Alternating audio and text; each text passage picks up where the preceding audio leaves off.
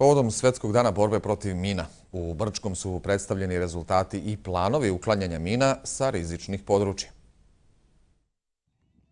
Iako vlada Brčkog distrikta prosječno godišnje za antiminske akcije izdvaja oko 1.000.000 maraka, a ne izostaje podrška donatora, prije svih Norveške narodne pomoći, ESFOR-a i njemačke vlade, deminiranje terena ipak ide sporo, pa i nakon 20 godina oko 20 miliona metara kvadratnih označenih ili sumnjivih površina čeka na čišćenje. Mi imamo kao vlada Brčkog, odnosno odjeljenje za javnu bezbjednost, već pripremljeno za ovu godinu i čekamo na odobrenje oko 3 miliona kvadrata i prioritet će nam biti obala rijeke Save. Nadam se da ćemo uspjeti u ovoj godini završiti onaj dio koji je bio u nekom međunarodnom tenderu, ali ipak zbog zastoja ispod Interpleta, tu je neki oko 200.000 i da danas u stvari pošaljemo jasnu poruku stanovnicima Brčkog koja je to opasnost od mina. Područje distrikta je nakon rata označeno kao jedno od najzagađenijih u BiH i pored značajnih rezultata deminerske akcije u kojoj je za 10 godina očišćeno blizu 100 miliona metara kvadratnih, mine su i dalje s nama na 20 miliona, pa je opasnost i dalje prisutna, upozoravaju nadležni. Sad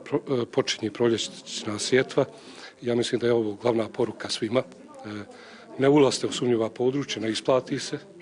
Ima mina još, ima neeksplodirano ubojitih sredstava i poštujte oznake i molio bih vas da ne sklanjate oznake.